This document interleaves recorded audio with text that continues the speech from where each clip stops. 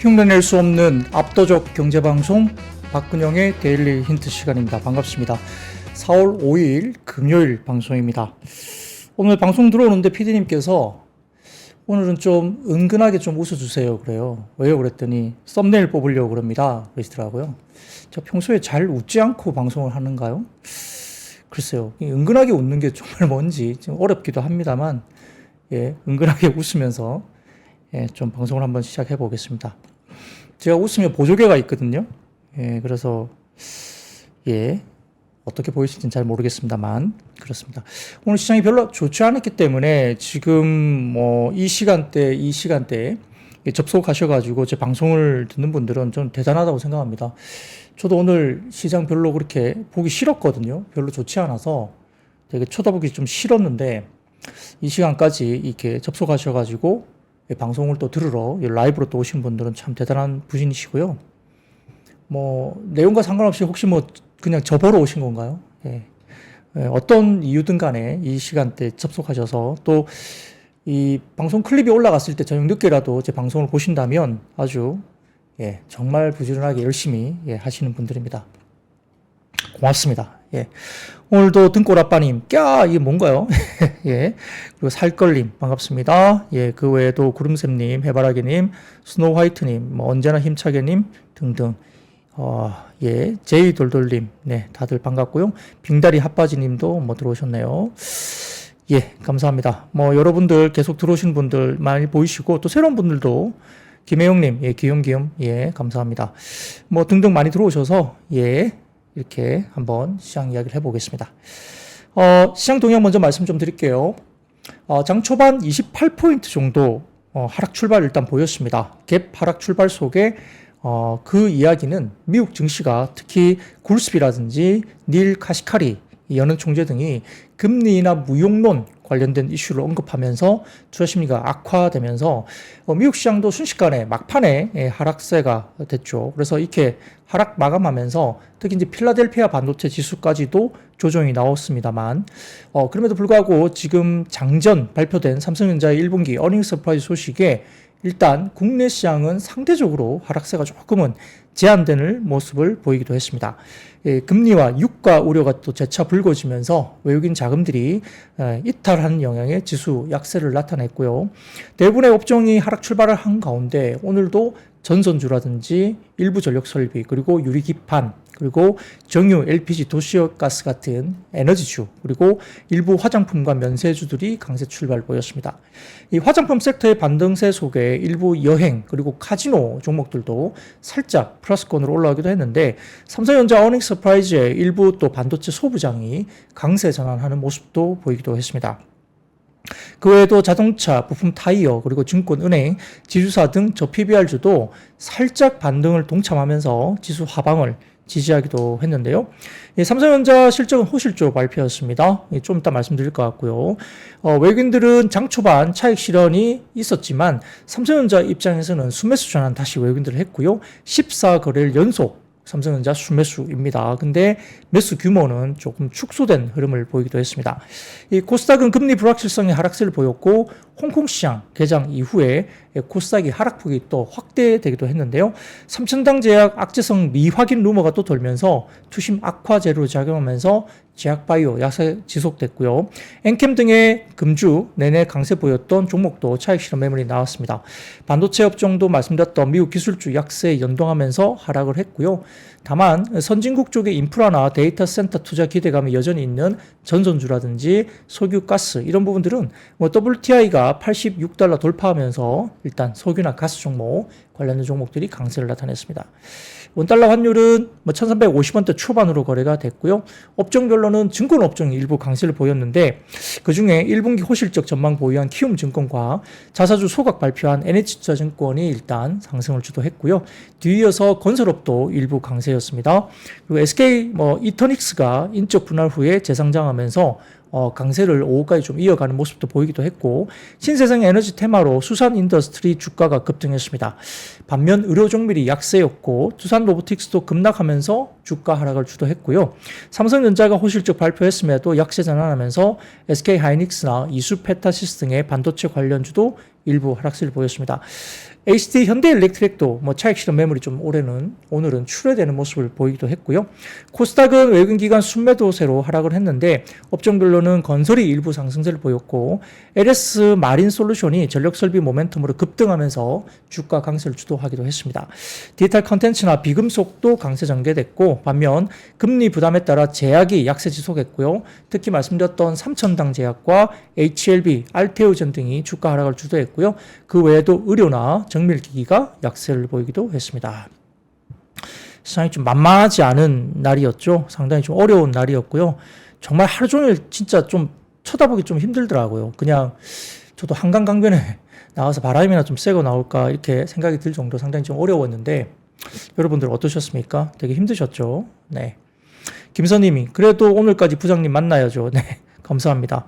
등골 아빠님 다 바꾼 형 나무님 덕분. 예, 좋습니다. 푸바오 이모 깍꿍요. 저한테 말씀하신 건가요? 예. 마무리는 박군형과 함께. 네, 감사합니다. 봄이네요. 히히님. 노랑노랑하네요. 예, 감사합니다. 예, 김유진님, ICU 박근영 부장님. 아, 이거 좋습니다. ICU 이거 흥행하고 있는 것 같아요. 네, 감사합니다. 예, 박윤경님, 박씨 가문의 영광입니다. 아, 그렇게까지야. 네, 오늘 시장이 좀 좋지 못했기 때문에 조금 캐주얼하게 진행을 해보려고 합니다. 네. 자, 고맙습니다. 자, 첫 번째 반도체 관련 섹터로 넘어가겠습니다. 지난 밤에 미국 증시가 매파 발언이 이어졌고 중동 긴장 고조감에 하락을 하면서 필라델피아 반도체 지수도 급락을 했죠. 그래서 3%대 정도 섹터 하락이 있었습니다. 엔비디아가 3.44, 마이크론 테크놀로지가 3%, AMD가 8.16, 브로드컴이 3.35% 빠졌고요. 삼성전자가 1분기 어닝 서프라이즈를 기록했습니다.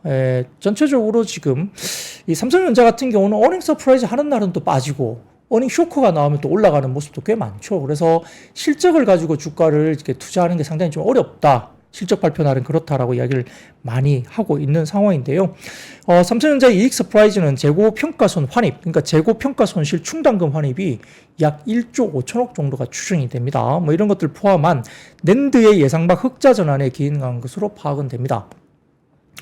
디램 같은 경우는 비트그로스가 마이너스 15%지만 ASP가 플러스 15% 추정이 되는 거고요. 낸드 같은 경우는 비트그로스가 마이너스 4%인데 ASP가 무려 플러스 31%대로 추정이 됩니다. 낸드 쪽이 아주 깜짝 놀랐어요. 그래서 이렇게 추정이 되고 있는데 자, 첫 번째 자료 한번 띄워드릴까요? 삼성전자 실적 추이입니다. 이 보시면은 이렇게 매출단도 좀 올라갔고 잠정 실적 영업이익이 6조 6천억까지 나오는 모습을 보였습니다. 글쎄요, 오늘은 소폭 좀 그러니까 빠졌지만은 월요일 날은 삼성전자 이슈가 또 어떻게 반영이 될지 실적이 좋기 때문에 또 월요일 날 주초에는 다음 주 초에는 또 좋은 모습이 나올지도 모르겠습니다. 한번 보시면 좋을 것 같고요. 그래서 지금 일부 하이닉스나 QRT 등등 관련된 반도체주가 하락세를 보였는데 근데 참 재밌어요. 최근에 저희가 여러 증권사들이 전공정단 관련된 종목을 보자라는 리포트가 계속 나온다고 말씀을 제가 이번 주에 계속 언급을 드렸습니다. 관련해서 보면 오늘 유진테크 급등했거든요. 그리고 주성엔지니어링 괜찮았고요. 동진세미캠, 솔브레인 이런 것들이 최근에 별로 그렇게 상대적으로 많이 못 올랐던 전공정단 관련된 장비 소부장들입니다. 그래서 두산테스나 TSK도 좀 좋기도 했지만 어쨌든 유진테크, 주성엔지니어링, 동진세미캠, 솔브레인 이런 종목들이 오늘 그래도 플러스권에서 나왔다는 것도 오늘 좀 주목을 할 필요가 있겠죠. 기존에 많이 올랐던 종목들 말고 전공정단 그리고 소재들 이렇게 주가들이 그래도 플러스권에 유지가 됐다 이렇게 보시면 될 것 같습니다. 자, 그 다음 자료를 좀 보여드릴게요. 여기 보시면 세종기업 데이터라는 플랫폼에서 가져온 자료인데요. 삼성전자의 분기별 손익 추이인데 매출액 증감률과 분기별 영업이익률이 이렇게 흘러가고 있어서 오히려 시장에 대한 코스피 지수를 상당히 좀 하방을 단단하게 만들어준 것이 아닌가. 그리고 하이닉스도 비슷한 흐름으로 갈 가능성이 높기 때문에 삼성전자와 하이닉스 공이 반도체 두 쌍두마차가 결국은 어닝을 끌고 가고 있는 모습에서 코스피에 대한 부분들에 대해서 좀 빠지는 부분들을 좀 지지해 줄 것이다 이렇게 볼 수도 있겠습니다. 근데 오후장에 기사가 하나 좀 흘러나왔어요. 어떤 기사냐면 HBM 4개를 올리는 형태의 2.5D 패키지 양산을 진행하고 있다면서 8개까지 기술 개발을 완료했고 조만간 제품화하겠다 이렇게 밝혔습니다. 향후에 패널 레벨 패키지, 이제 PLP라고 불리는데 어드밴스드 패키지 기술도 선보인다는 계획을 갖고 있고 12인치 웨이퍼에서 HBM 8개를 실장하기 위한 인터포즈가 16개 정도 나오는데 팹 생산 효율 측면에서 부담이 심하기 때문에 이 부분을 PLP 라인을 이용하면서 인터포즈를 만들어내는 방식으로 개발하겠다 전해집니다. 또한 이제 일부 기사에서는 삼성전자가 엔비디아 쪽에 2.5D 패키징 물량을 확보했다라고 기사가 나왔습니다. 뭐 이게 삼성전자 공식적인 발표가 아니지만 기사가 일단 5장에 나왔고요.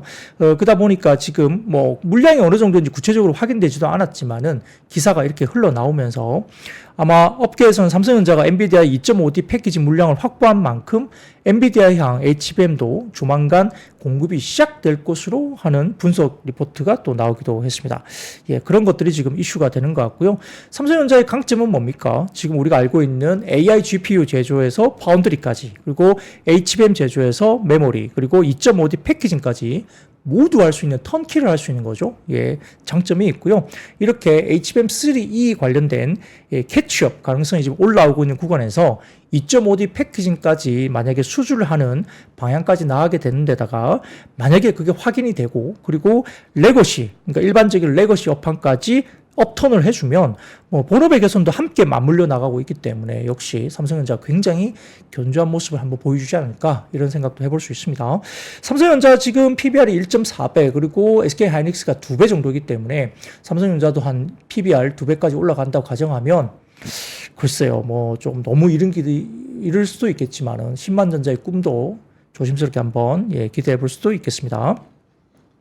여기에 대해서 KB증권이 오늘 리포트를 냈는데요. 자, 그 다음 자료 띄워드릴까요? 그 다음 자료 띄워드리면 KB증권에서 24년 삼성에 투자를 주목한다는 건데 이게 위쪽에 보시면은 TSMC 과거의 성장 전략이었습니다. 이게 모리스 창의 3대 전략인데 자본 지출을 확대를 하면서 수주를 확보하고 그 제품의 다각화를 하면서 비중 확대하고 그 다음에 자산의 활성화를 하면서 제조 공정이 성숙한 6인치 앱을 활용하면서 첨단 설비가 필요 없는 제품을 제조한다 이렇게 나갔는데요. 아래쪽 보시면 삼성전자의 캐펙스 투자가 23년 이후부터 빠르게 확대되고 있습니다. 그러다 보니까 이제 특히 4월부터는 삼성 디스플레이에 이 배당금 지급이 많이 들어오니까 현금성 자산이 많이 확보될 수 있겠죠. 그래서 과거 TSMC의 위기 극복 사례를 통해서 탑다운 관점, 그러니까 자본 지출의 관점에서 본다면 삼성의 투자 방향성을 고려해 봤을 때 KB증권의 의견은 기존의 반도체와 바이오 쪽에서 신규 투자, 그러니까 전장과 로봇, 위성통신, 그리고 관련된 신규 투자 가능성, 전장과 이성 분야 쪽으로 확산을 할 수 있는 쪽에 주목을 해봤으면 좋겠다라고 KB증권에서는 이야기를 했습니다. 거기다가 이제 반도체 관련된 지진 문제, 이 대만 쪽의 지진 문제에 대해서 이 글로벌 파운드리 생산이 69% 대만 파운드리 집중되어 있는데 이 지진 생산 차질 때문에 뭐 지금 마이크론 대만의 팹은 디램 공급의 16% 차지합니다. 그래서 오늘 장 막판에 대만 쪽의 지진 관련해서 일부 공장이 지진 피해가 생각보다 조금 크다라는 이야기야 또 기사가 좀 나왔죠. 그래서 반도체 쪽에 마이크론이 중단되고 있고 2분기 디램 가격의 주도권이 변화되고 있다. 일부 지금 계약이 좀 중지되면서 좀 미루고 있다 이야기 나오잖아요. 어제 제가 말씀드렸는데 계약 가격을 좀 더 보면서 추이를 보면서 계약을 하겠다 이렇게 나오고 있는 것 같고 파운드리 같은 경우는 TSMC의 12인치 캐파 그 다음에 5분의 1 정도가 불투명하고 이나노 쪽도 약간 차질이 있는 것 같다 이야기 나오고 있고 디스플레이도 INX나 AUO 관련된 LCD 패널 공급이 약 2% 정도 영향이 있는 걸로 파악이 된다고 KB증권에서 언급했습니다.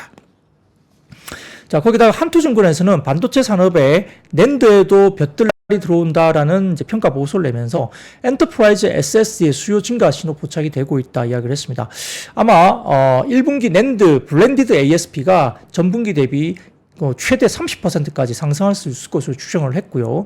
특히 이제 최근에 기업용 엔터프라이즈 SSD 수요가 급작스럽게 증가하기 때문으로 분석을 했습니다. 자, 첫 번째 자료를 띄워드리면 SSD 카테고리별 시장 규모 비중인데 매출 기준으로 본다면 PC보다 엔터프라이즈가 53.4% 가장 큽니다. 그 다음에 PC, 그 다음에 아더러스가 나오는데 이 부분 관련해서 이제 평균 이 낸드 쪽에 엔터프라이즈 SSD가 수요가 급증하고 있는 상황이고요. 엔터프라이즈 SSD는 100% 커스터마이즈드 시장이기 때문에 상당히 좀 의미가 있습니다. 그래서 복합, 응용 복합 제품이라든지 낸드에 대해서 D램과 SSD 컨트롤러, PCB 기판은 물론 수십 개의 능동, 수동 소자가 최종적으로 SSD 모듈을 구성하고 있는데 뭐 이게 관련해서 소프트웨어까지 포함하고 있죠. 그래서 이 여러 가지 부분에서는 아마 델이나 HP 그다음에 마이크로소프트는 고객별로 다를 뿐만 아니라 같은 고객 내에서도 수십 가지의 서버 라인업이 별도로 모두 상이한 것이다라고 평가를 했습니다. 그래서 이런 것들 때문에 아마 삼성전자와 하이닉스는 대부분 엔터프라이즈 SSD 프로젝트를 자체 개발한 인하우스 컨트롤러와 펌웨어로 대응하고 있다라고 이제 리포팅을 했는데요. 자, 그 다음 자료 보여드릴까요? SSD 벤더 시장 점유율입니다. 보시면 삼성전자가 34.5%, 그리고 웨스턴 디지털, 키옥시아, 쭉쭉 넘어가죠. 이렇게 있습니다. 근데 그 다음 자료 보여드릴까요? SSD 벤더 시장 점유율 순입니다. 이게 SSD 벤더 점유율 전체로는 삼성전자가 1위고요. 그 다음에 하이닉스가 그냥 단독으로 보면 8.4% 5위 정도 되는데 솔로다임을 포함하면 좀 다른 이야기죠. 그리고 가운데 보시면 PC SSD 벤더는 역시 삼성전자가 1위, 그리고 오른쪽에 엔터프라이즈 SSD 벤더도 삼성전자가 1위, 솔로다임이 2위 정도 되죠. 근데 이제 하이닉스는 솔로다임하고 같이 또 만약에 쳐다본다면 조금 이 점유율이 다를 수 있습니다. 이건 이제 참고로 해보시면 될 것 같고요. 그래서 한국투자증권에서는 삼성전자와 SK하이닉스에 매수할 이유가 더 추가된 것으로 이제 분석을 했습니다. 그래서 이렇게 재고 평가 손실 환입으로 인한 영업이익률 상승은 물론 평균 판매 단가 ASP의 상승에 따라 낸드 흑자 전환 시점을 앞당기는 것도 기대가 가능하기 때문에 아마 이런 부분에서 긍정적으로 이제 평가를 한다라고 이야기를 했습니다. 삼성전자에 대해서 상당히 좀 긍정적으로 이야기를 하고 있죠. 물론 하이닉스도 마찬가지입니다. 근데 재미있는 이야기가 하나 시장에 있습니다. 이 반도체 관련해서 엔비디아 관련된 하나의 재밌는 이슈가 어제 미국 시장에서 흘러나왔는데 이 버프라는 플랫폼에서 이런 이야기를 좀 코멘트를 좀 이렇게 정리를 해주신 게 있어서 제가 가져와 봤는데요. 자, 그 다음 자료를 띄워드릴까요? 네, 슈퍼뉴스라는 이제 해외 쪽 외신 쪽에서 자, 이게 뭐냐면 카탈리시스 펀드라는 회사의 데이비드 밀러 CIO라는 사람이 데이비드 밀러 CIO죠. 이쪽에 관련된 사람이 의견을 나타낸 것에 대해서 보도가 있었습니다. 이게 뭐냐면 엔비디아의 장기 독점 능력에 의문이 있고 매출 성장세 둔화에 밸류에이션 축소가 시작될 것이다. 이렇게 해외 쪽에서 이런 주장이 좀 나오고 있다는 거죠. 최근에 약간 엔비디아도 좀 주춤하다 보니까 이런 주장이 나오고 있다고 이제 해외 쪽에서 나오고 있는데 과연 그게 맞는 주장일까? 우리가 받아들일 수 있는 주장일까? 한번 살펴보겠습니다. 그래서 이게 이야기 나오는데, 시총 2조 달러가 넘는 마이크로소프트는 애플만큼 장기적인 그 독점력을 엔비디아가 아직 보유하지 못했다라고 평가를 했다고 이제 나오고 있고, 본질이 하드웨어 회사인 상태에서 이익률의 추가 상승 가능성 상당히 제한적이라고 주장했다고 합니다. 따라서 매출 성장세가 더 가팔려지지 못하면 밸류에이션 축소가 시작될 거라는 의견을 나타냈다고 이제 보도가 됐습니다. 근데 이제 의견을 보면 엔비디아의 분기별 매출 성장 속도가 일부 둔화되는 것은 사실상 맞죠. 전 분기 대비 퍼센테이지 성장률로 보면 23년 2분기가 88% 성장을 했는데 23년 3분기는 34%, 그리고 23년 4분기는 22%, 그리고 24년 1분기 예상치는 10% 정도 성장이 예상이 됩니다. 그러니까 분기 단위로 보면 전분기 대비 성장률이 소폭 하향 조정되고 있는 것도 맞긴 맞죠. 다만 이제 시총이 1000조 원 이상 단위의 대장주 중에서 여전히 사실 엔비디아가 압도적인 거 아닙니까? 압도적으로 빠른 성장률이고요. 또한 이런 둔화세를 이미 반영해서 역사적 평균 PER이 45배보다 지금은 낮은 PER, 밸류에이션이 35배 정도 받고 있죠. 이렇기 때문에 이미 그것도 반영되고 있는 것이 아니냐, 이렇게 평가를 할 수 있다. 그리고 쿠다가 이미 돈 90% 이상의 압도적인 AI 가속기 점유율이 독점적인 어떤 부분이 있다고 볼 수 있기 때문에 현재까지는 이런 부분들 잘 작동하고 있다. 그래서 AMD의 여러 가지 생태계라든지 인텔, ARM 등의 화려한 경쟁자들이 노력 중에 있지만 아직까지 압도적인 점유율을 독점하고 있다는 사실 자체가 엔비디아 쪽에 상당히 조금은 깊게 반증되고 있는 것이 아니냐, 이렇게 평가를 했습니다. 그래서 엔비디아 쪽의 논란이 살짝 미국 쪽에서도 좀 있는 것 같아요. 네, 그런 것들 관련해서 한번 우리가 고민을 한번 해볼 필요가 있겠습니다. 네, 더군다나 오늘 재밌는 이슈가 또 하나 있었죠. 우리가 잘 알고 있는 한미반도체 이슈가 있었는데, 뭐 많이 빠지다가 장중에 굉장히 많이 빠졌습니다만 종가 무렵은 거의 약보합으로 마무리가 됐습니다. 그런 이슈가 왜 그랬을까? 자, 그 다음 자료를 좀 띄워주세요. 예, 이겁니다. 이게 비비 리서치라는 쪽에서 자료를 좀 올려주셔서 제가 감사하게 좀 가져와 봤는데, 최대 주주 곽돈신 대표의 한미반도체 매수 추이인데요. 제일 아래쪽에 보시면 4월 9일인가요? 9일 기준으로 오늘 16,000주 정도가 더 들어왔네요. 예, 단가가 13만 1,153원으로 또 샀습니다. 이렇게 샀습니다. 이게 이제 비비 리서치에서 이제 쭉 자료를 이제 포워딩 하면서 이렇게 자료를 만들어 주셨는데, 오늘 오후에 곽 대표가 한미반도체 주식을 장내 매수하면서 매수 단가가 13만 1,153원. 23년 하반기 이후에 총 15번의 장내 매수가 일어났고요. 42,000원대부터 73,000원까지 지속 매수를 이어왔고, 이번 매수 단가는 지난번보다 거의 한 80% 이상 높은 단가로 13만원대 또 산 거죠. 이렇게 참 인상적이다, 이제 우리가 평가할 수 있습니다. 그래서 지난해 7월 26일부터 현재까지 곽 대표의 수익률은 136%, 거의 140%에 달합니다. 주식을 너무 잘하시죠? 이렇게 올라왔습니다. 그래서 이런 이야기가 오늘 오후장에 나오면서 한미 반도체가 아래 꼬리를 달고 하락폭을 많이 줄이고 끝났는데, 결과로 어떻게 될지, 과연 13만 원 초반에 산 주식도 큰 수익을 낼 수 있을지 하나의 관전 포인트가 될 수 있겠습니다. 네, 반도체 이야기는 여기까지 말씀드리겠습니다.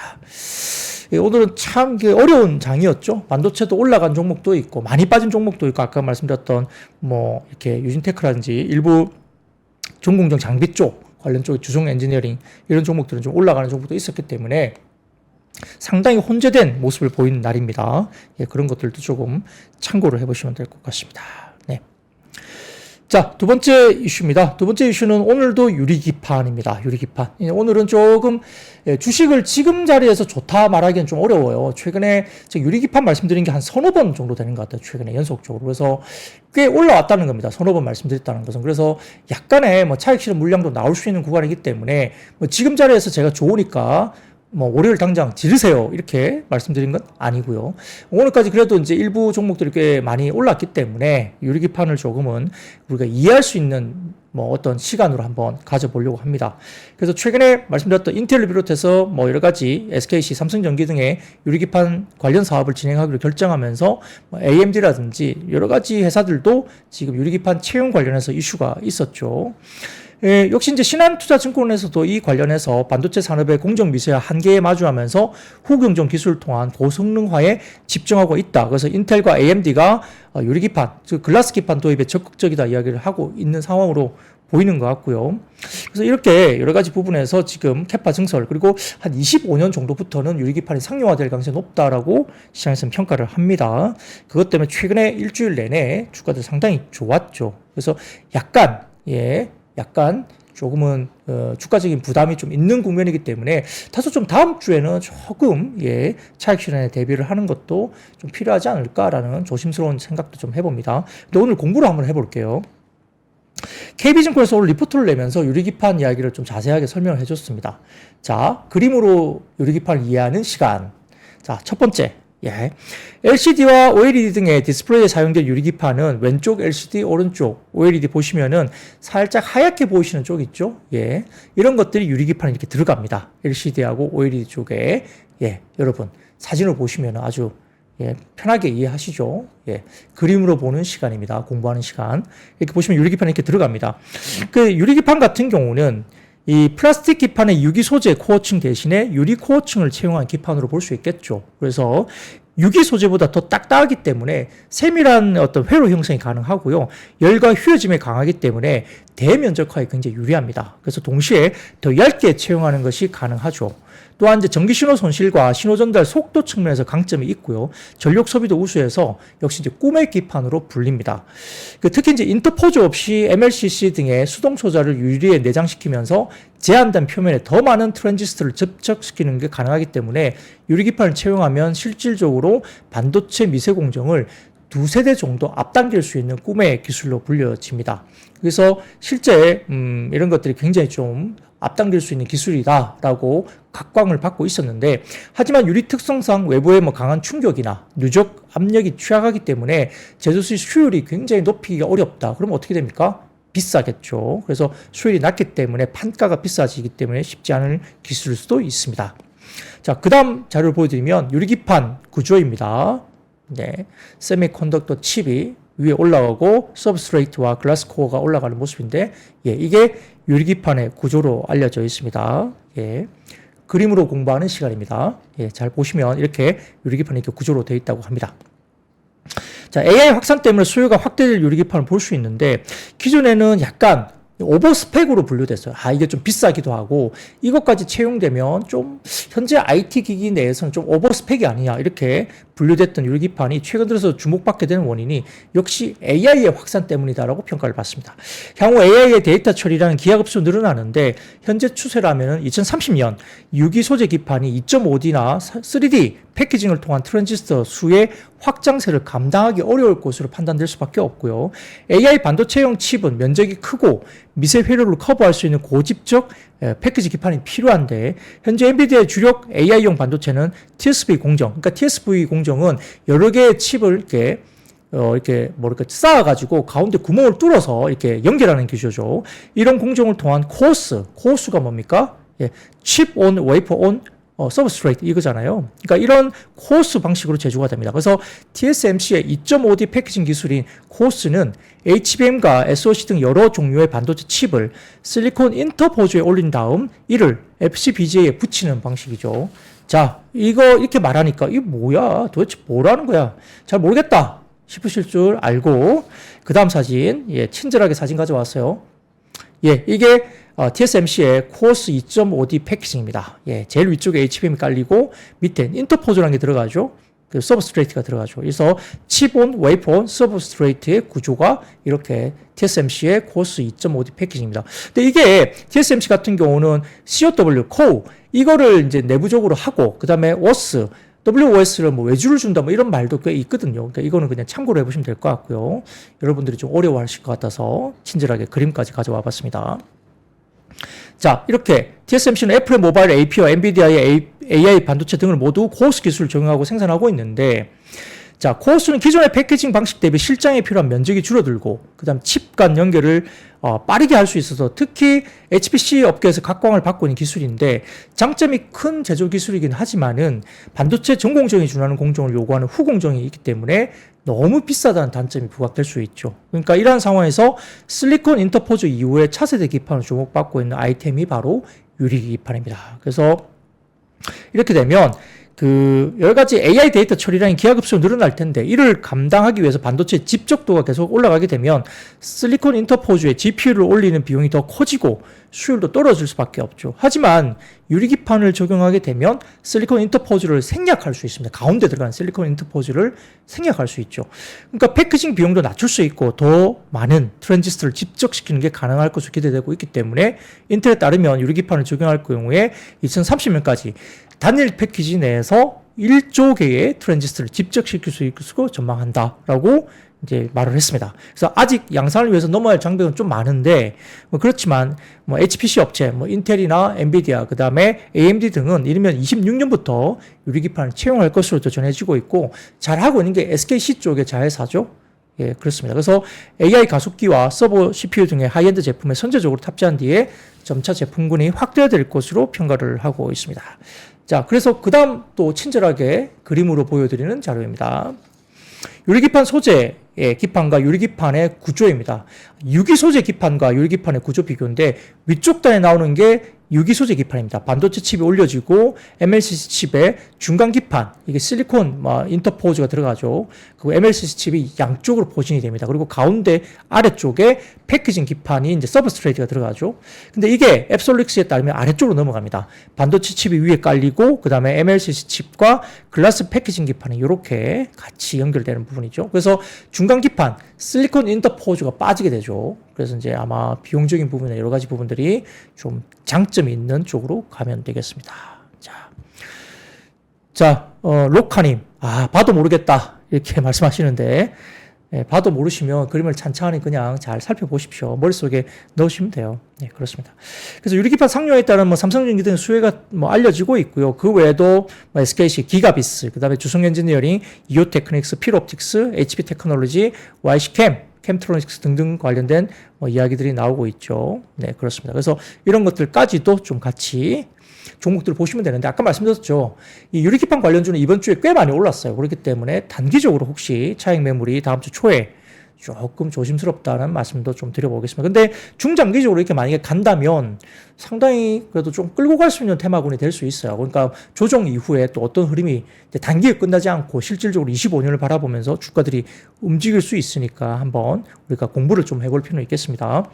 여기에 대해서 삼성증권이 SKC 글라스 기판 업데이트를 하면서 실제 초기 캐파로도 SKC가 에비타가 1,300억 정도 창출 능력이 가능하다라고까지 평가를 했고요. 여기에 따라서 지금 기업 가치가 아마 여러 가지 경쟁사 밸류에이션 에비타, EV 에비타를 적용하면 기업 가치가 한 1조에서 1조 5천억 정도 추가 가능성이 있다. 그래서 증설도 6만 제곱미터 단위로 증설 계획도 있기 때문에 SKC 쪽을 오늘 삼성증권에서는 일단 커멘트를 냈습니다. 현재 글라스 기판에 상용하는 SKC, 삼성전기, LG 이노텍 순으로 발표를 했다라고 평가를 했고요. 뭐 설비 확보나 양산은 아마 SKC 쪽이 제일 빠르지 않겠나라고 삼성증권은 평가를 했습니다. 그거는 좀 참고를 한번 해보시기 바랍니다. 네, 좋습니다. 네, 그리움님, 부장님 저는 부산에 거주하는데요. 부장님께 관리 받으려면 계좌 만들고 어떻게 하면 됩니까? 네, 예, 비대면 계좌 트시든지 부산 쪽에 있는 IBK투자증권 창구를 방문하셔서 계좌를 개설하시고 예, 박근영 부장에게 관리를 원한다 하시면 됩니다. 간단합니다. 자, 좋습니다. 그 다음 섹터는 예, 화장품입니다. 어제 울타뷰티 이야기를 좀 드렸는데요. 전일 이제 화장품 섹터 주가 조정이 울타뷰티 관련된 이슈가 있었습니다. 오늘 관련해서 일부 펌텍 코리아나 일부 종목들 오늘 플러스권으로 꽤 올라온 종목도 꽤 있습니다. 그래서 말씀 좀 드리겠습니다. 한국투자증권에서 관련된 분석을 좀 코멘트를 냈습니다. 이 관련해서 일단 울타뷰티가 이제 증권사 컨퍼런스에 참석을 하면서 회사에 처한 상황에 대해서 투자자들과 공유를 하는 내용이 있었는데요. 어제도 제가 말씀을 드렸지만 조금 더 한 번 더 간추려 드린다면 4분기 실적과 대동소이함에도 울타뷰티나 LFBT 주가 하락이 있었죠. 그래서 언급한 내용이 뭐냐면 24년 가이던스 하향. 근데 이거는 4분기 때 이미 가이던스가 하향될 걸 말을 했습니다. 그렇기 때문에 새로운 사실은 아닌 거죠. 자, 그럼 두 번째, 경쟁 심화로 OPM 15% 달성은 어렵다라는 내용이 있었다는 거죠. 그래서 경쟁에 대해서 다시 한번 강조하면서 울타뷰티가 주가가 하락했고, LFBT도 같이 하락했죠. 근데 LFBT는 조금은 억울하다라고 이제 분석을 어제 하기도 했습니다. 그래서 오늘 한국 화장품 섹터에도 어제, 오늘 이제 일부 영향을 주었는데, 특히 어제 영향을 주었죠. 다만, 한국투자증권에서는 실제 미국은 시장이 크기 때문에 한국처럼 산업 내 유통사들이 모두 동일한 흐름을 보이지는 않는다고 평가를 했습니다. 왜냐하면 대표적으로 월마트나 타겟은 완전히 다르게 움직이죠. 타겟 같은 경우는 오랜 기간 동안 주가가 부진했지만 월마트는 실적과 주가 모두 양호합니다. 그러니까 똑같다고 보기가 어렵다는 거예요. 같은 유통회사라도 그렇고요. 실질적으로 울타뷰티가 언급한 경쟁 심화는 미국 시장 내 소비자의 화장품 수요 감소로 해석하는 것은 무리가 있고요. 실질적으로 울타뷰티 자체가 처한 상황에 대한 회사의 경쟁 심화로 보는 게 합당하다고 분석을 했습니다. 컨퍼런스 콜 노트에도 나와 있는 것처럼 울타뷰티의 경쟁사인 세포라가 울타뷰티와 동일한 전략을 또 펼치고 있고 굉장히 가까운 쪽에 세포라가 경쟁 입점을 계속하고 있거든요. 그러다 보니까 실제 울타뷰티가 세포라 대비 상대적으로 중저가가 많긴 하지만 중저가가 많죠. 근데 그래도 프레스티지 제품도 판매하고 있고 코로나19 이후에 화장품 산업에서 두각을 보이는 아마존의 행보라든지 그다음 세포라의 점포 확장 그리고 어제 우리가 틱톡샵이라든지 일부 우리가 알리익스프레스라든지 일부 그런 중국의 증조가 플랫폼도 있잖아요. 온라인 쪽에. 이런 관련된 경쟁이 심각해지면서 산업 내 화장품 수요 감소보다는 울타뷰티가 직면한 경쟁으로 해석하는 게 맞다라고 제가 평가했죠. 또한 이제 울타뷰티 같은 경우는 프레스티지 메이크업에서는 부진하지만 결국 이제 점유율을 잃고 있다고 언급도 하기도 했는데 실제 좋아지는 부분이 있습니다. 울타뷰티 쪽에서. 뭐가 좋으냐면 매스 메이크업 쪽이라든지 그 다음에 스킨케어 쪽은 굉장히 양호하다고 평가까지 했어요. 그러다 보니까 울타뷰티 자체적으로도 뭐라고 했냐. 리뉴얼한 그 일부 매장에서는 스킨케어 제품의 위치를 기존 매장 제일 뒤편에서 앞쪽으로 오히려 옮기고 있고 소비자의 반응이 매우 긍정적이다고 언급했습니다. 근데 여기에서 우리가 한국 화장품에서 나올 수 있는 키포인트가 뭐죠? 한국 화장품의 현재 미국 시장의 경쟁력을 가지는 부분들이 역시 매스와 그 다음에 스킨케어 때문입니다. 그렇기 때문에 울타뷰티도 이건 좋다고 언급을 했기 때문에 한국 화장품이 빠질 이유가 없는 거죠. 그래서 울타뷰티의 회사 개별적인 우려와 주가 부진을 한국 국내 화장품 기업들의 실적 부진 요인으로 해석할 필요는 없다라고 한국투자증권에서는 판단했습니다. 충분히 공감하는 이야기입니다. 그래서 첫 번째 자료를 좀 띄워드리면 울타뷰티 전체 매출과 스킨케어 카테고리 매출 비중인데 이 파란색 막대 그래프는 울타뷰티 전체 매출입니다. 조금 주춤하죠. 근데 옅은 푸른색 보세요. 네, 스킨케어 쪽의 매출 성장은 굉장히 높게 여전히 굉장히 양호합니다. 그렇기 때문에 국내 화장품 회사들 인디 브랜드들이 잘하는 곳이 스킨케어 쪽이다 말씀을 드렸고요. 자, 그 이유가 뭘까? 두 번째 자료입니다. 두 번째 자료 보여주시면 주요 국가별 화장품 시장 내 스킨케어 매출 비중입니다. 여기 보시면 제가 지난번에 말씀드렸잖아요. 아시아권, 중국과 한국, 그리고 뭐 일본 등은 이 스킨케어 기초 화장품이 상당히 높습니다. 50에서 60% 정도 쓰고 있죠. 남성들도 많이 씁니다. 예, 저도 집에서 말씀드렸잖아요. 제가 뭘 쓴다고요? 예, 로즈워터. 예, 그죠? 장미수를 씁니다. 장미수. 제가 딴 건 안 발라요. 예, 근데 장미수를 씁니다. 예, 그래서 여러분들이 여러 가지 별명도 붙여주셨는데, 저도 씁니다. 스킨케어. 그러니까 스킨 로션 정도만 바르죠. 딴 걸 안 해요. 그래서 굉장히 좀 높은 스킨케어 관련된 제품 비중이 있는데, 오른쪽 미국을 보십시오. 미국은 거의 25%, 26%, 30%안 됩니다. 예, 미국 쪽에. 스킨케어 비중이 이렇게 낮아요.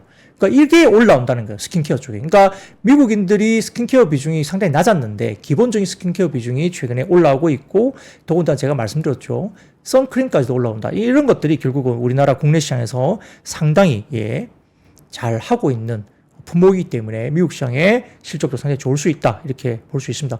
그래서 한국투자증권에서 뭐 실리콘2라든지 그다음에 뭐 코스맥스라든지 이런 종목 관련해서 좋게 보자. 이렇게 이야기를 하고 있습니다. 이루도 아니면 리들샷. 제가 아직 리들샷은 못 해봤어요. VT가 상당히 핫하잖아요.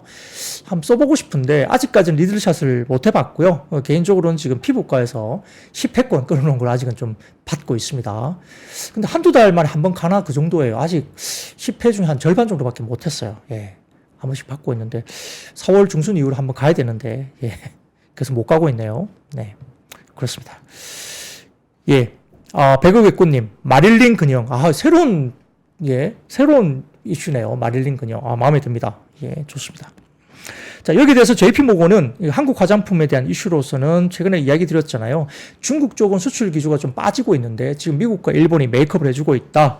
유럽 쪽도 상당히 좋다 이렇게 이야기를 하면서 특히 이제 코스알엑스 미국 수출도 상당히 좋다라고 평가를 했죠. 그래서 최근에 밸류 프로그램이나 일부 AI 테마에서 벗어난 시장의 유동성이 일부 화장품 쪽으로 좀 넘어올 가능성이 있다고 평가를 하면서 그 JP모건 쪽에서는 결국 뭐 코스맥스를 최소준으로 제시했습니다. 그리고 아모레퍼시픽과 그다음에 코스맥스, 한국콜마, LG생활건강, 오버웨이 다 평가를 했죠. 그래서 이렇게 해외 쪽에서도 일부 긍정적 리포트가 나오기도 했다. 이렇게 나오고 있습니다. 예, 리들샷은 생각보다 뭐 마이크로 니들 좋죠. 그래서 지금 뭐 올리브영의 대항마가 지금 이렇게 다이소가 되는 거냐 이렇게 이야기할 정도로 굉장히 핫합니다. 지켜보시면 될 것 같습니다.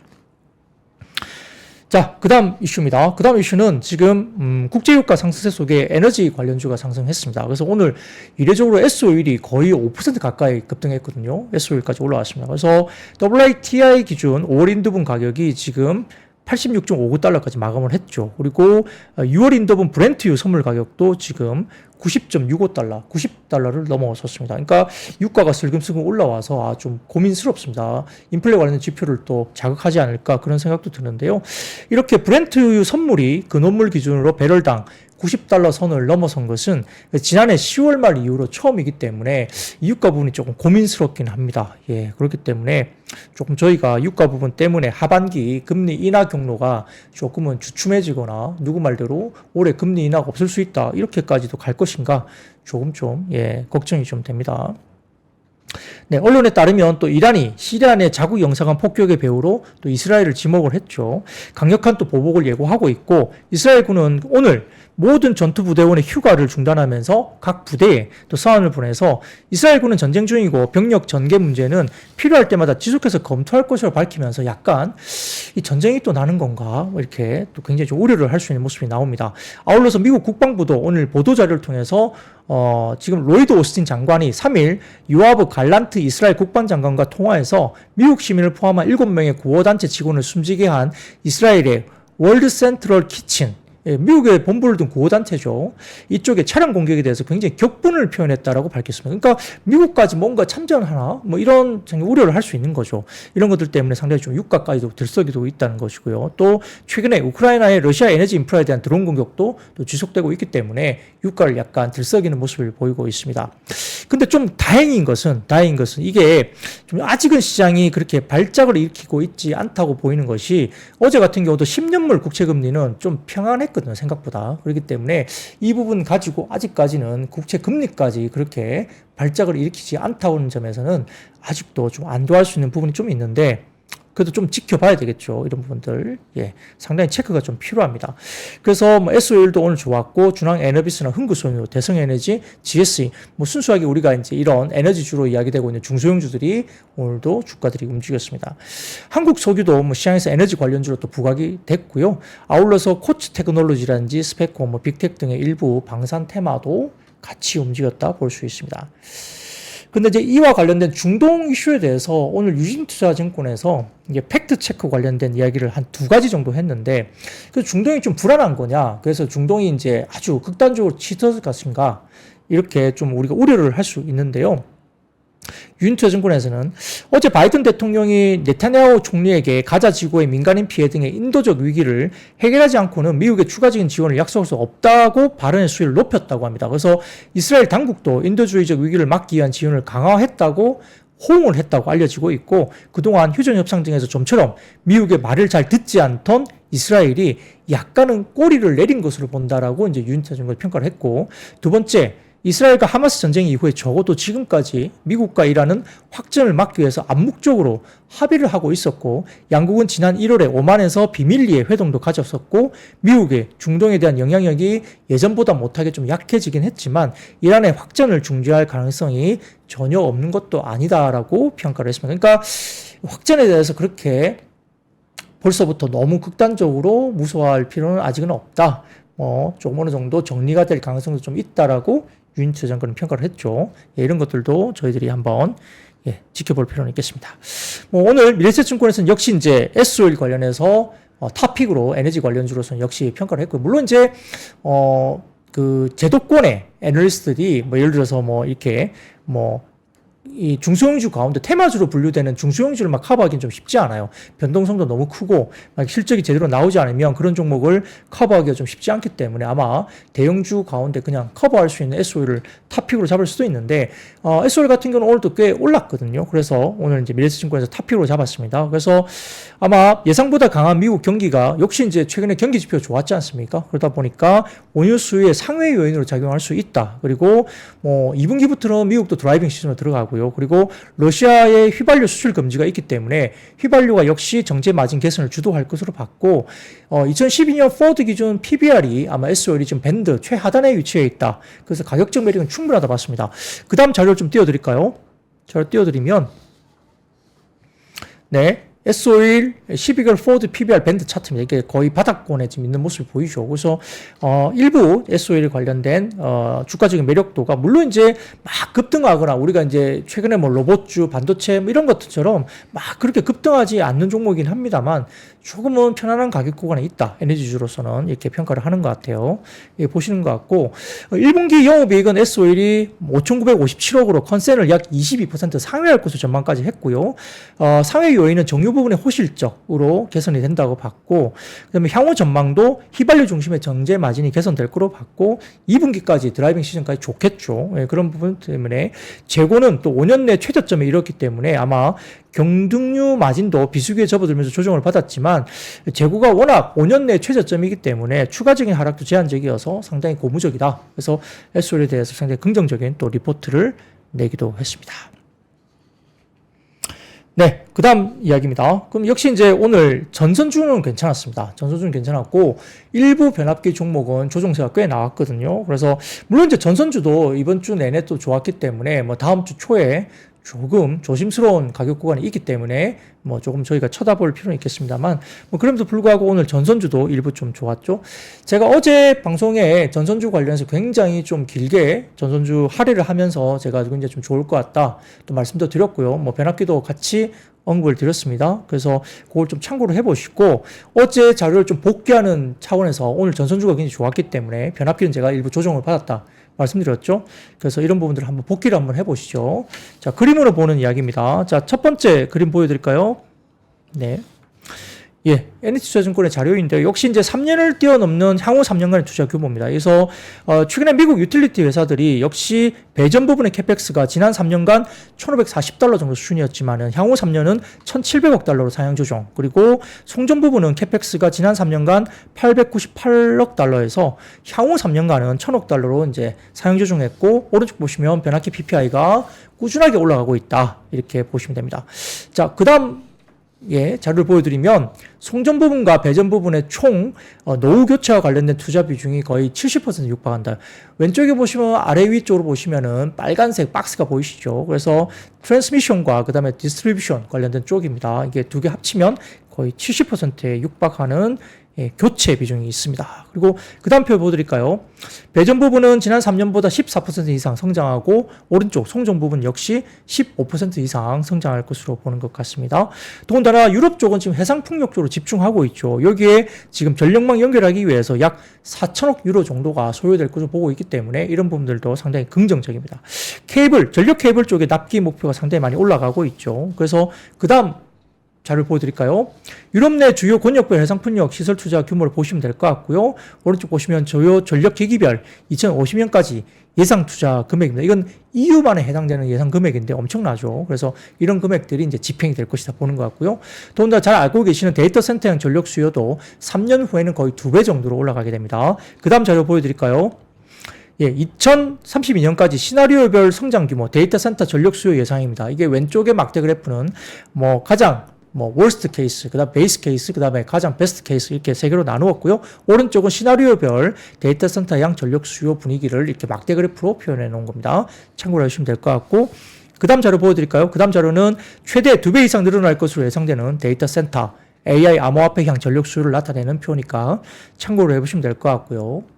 자, 그다음 자료 보여드릴까요? 그다음 자료는 뭐냐면 구글 검색 대비 이 전력이 챗GPT를 이용하면 1회당 10배 이상 전력 소요가 된다는 겁니다. 제일 왼쪽 보시면은 구글 서치, 그 다음에 두 번째 파란색 막대 그래프가 챗GPT, 그 다음에 오른쪽은 다른 것들 전력 수요가 엄청나게 늘어날 수 있다. 그래서 이렇게 전력 수요가 늘어날 수밖에 없는 구조를 말씀드렸고요.